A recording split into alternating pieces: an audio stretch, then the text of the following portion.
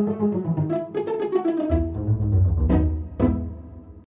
everybody, Joel Kennedy with Kennedy Violins. So today's another play-along video, and we're doing Minuet number 2 by J.S. Bach. So you can find this song in Suzuki Book 1. Okay, so, and remember, every week we pick a new piece, or actually the dartboard of infinity back here, it picks a new piece that we're going to do. So at the end of this video, I'm going to throw the dart and we're going to figure out what the piece is for next week. So let's talk about Minuet number 2.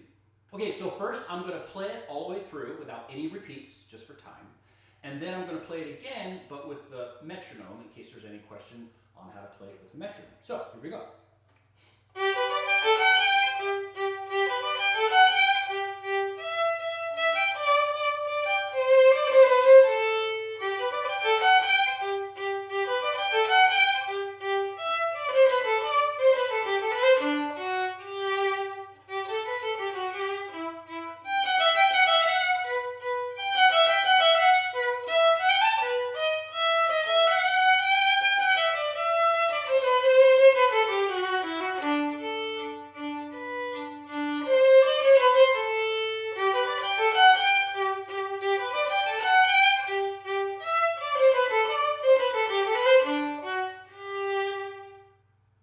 Okay, so now let's play it through with the metronome.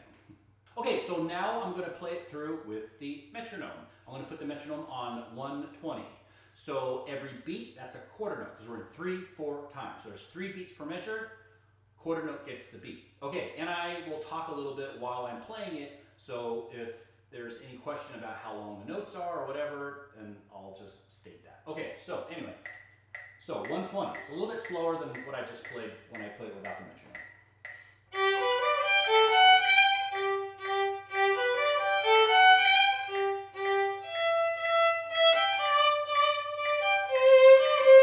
One, two, three.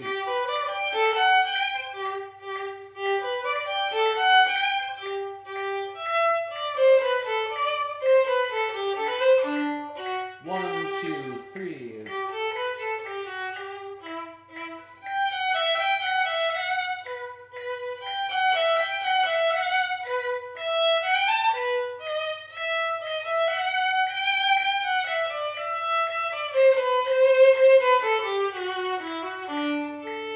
Piano. 1, 2, 3. Forte.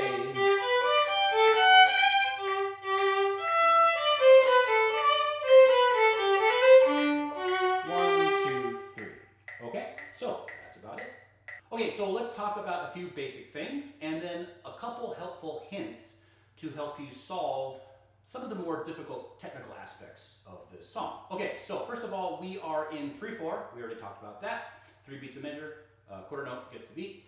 And we are in the key of G major. We have 1 sharp, that's an F sharp. So what does that F sharp mean for our left hand? Well, it means that the second finger on your D string in particular, that's an F, is going to be high, right? So the natural position for 2 on your D string, F natural, is low. That means your 2 is touching your 1. But we've got an F sharp, so now we're going to play a high second finger. In fact, if I had my third finger down, it'd be touching my third finger. So it's the difference between touching your 2 or touching your 1 to touching your 3. Okay, and it also means that our first finger, in the natural position for the first finger, F natural, is usually touching the nut, actually. It's a low first finger on the E. It's the only string on the violin like that. But now we're going to play F sharp, so now that first finger is going to go in the same spot where it is for all of our other strings, right? So it's going to feel pretty natural to you. Okay, so that means that, to sum it up, our second finger is high on the G and the D, and it's low on the A and the E. So that's our fingers, okay? Third finger is just third finger, okay? It's in the natural position. Okay, so now let's just talk about a couple things. Now, a couple things that are really cool about this song is that it starts to teach you the difference between a long note or like a tenuto or legato note. So it starts teaching you the difference between a legato note and a staccato note, right? So the lines above the notes in the first measure indicate legato. So that means that these notes are going to be long and connected, right? You're not going to be stopping your bow. You're going to be, well, you have to physically, but the notes are going to be really as connected as you can, da da da da da da da, instead of right? But then we have dots in the second measure on our third finger, the G, right? So that means that we're going to stop the bow to make those notes short. So stop, right? We have to make a conscious effort to stop that bow completely.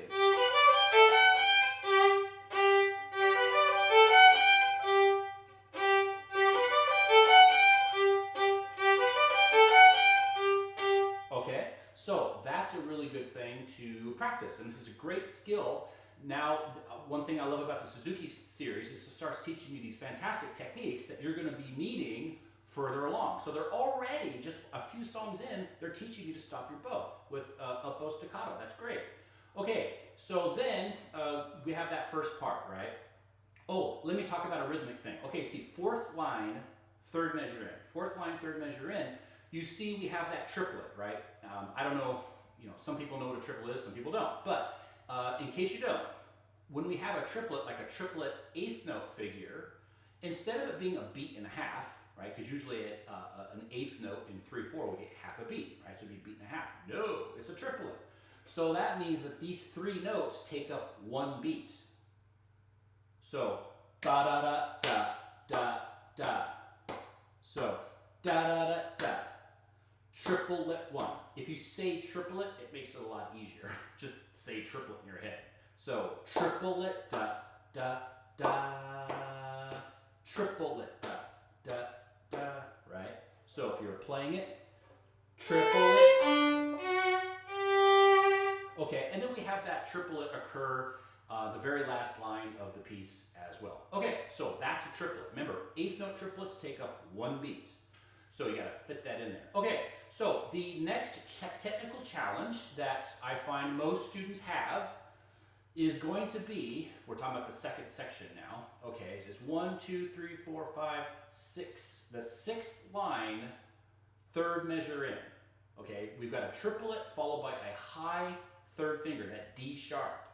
So a lot of people have a little trouble with this. Okay, so that's third measure in. So there's a couple things that you can do to make this easier. First of all, practice it without slurs. Don't practice it with a slur at first. Practice it without the slur. So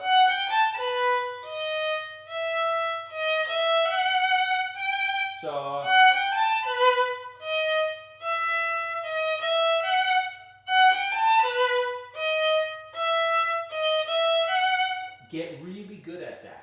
Play it really in tune, insist on fantastic pitch, then put the slur in.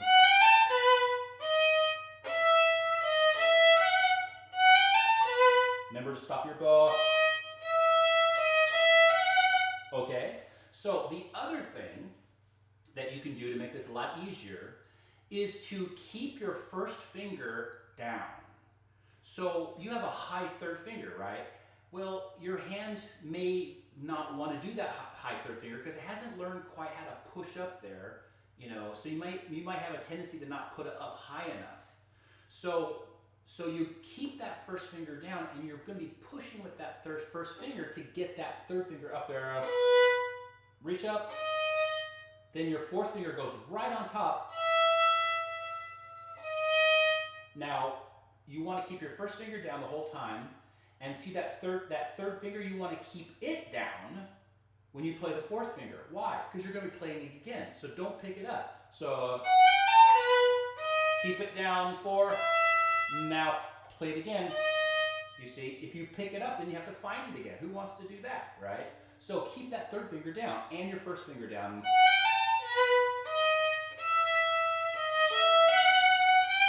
Right? And remember, that high third finger has to touch that fourth finger. If it doesn't, it's not high enough. You're playing it out of tune. Sorry, fail. So keep that high, make sure that high third finger touches that fourth finger. And how do you test that fourth finger? How do you know it's in tune? Well, compare it to your open E. Right? Because it's an E. So if you ever wonder, are my fourth fingers in tune? Just compare it to your open E, then you'll know. Oh, sorry.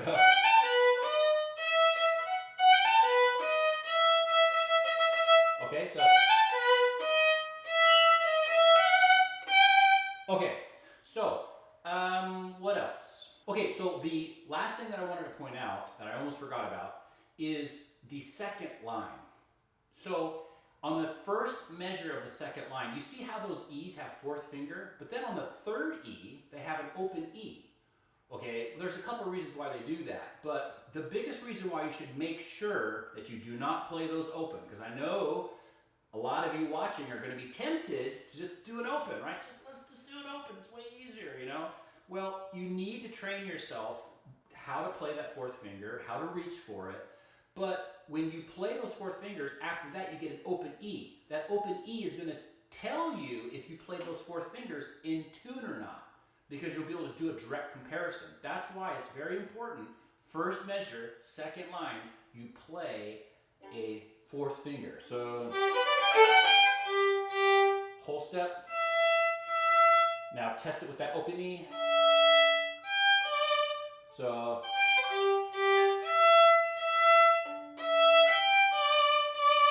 right? So it's really important you do that fourth finger. Okay guys, and so I'll just cover the repeats really quick, just in case there's any confusion about that. When you have a repeat sign, you want to go back, either to the beginning or you go back to the previous repeat sign. So if we're going through the piece, we start at the beginning, da da da da da da da, right? So then we get to the first repeat sign on the fourth line. The end of the fourth line, we get that repeat sign. Go back to the beginning, play it through.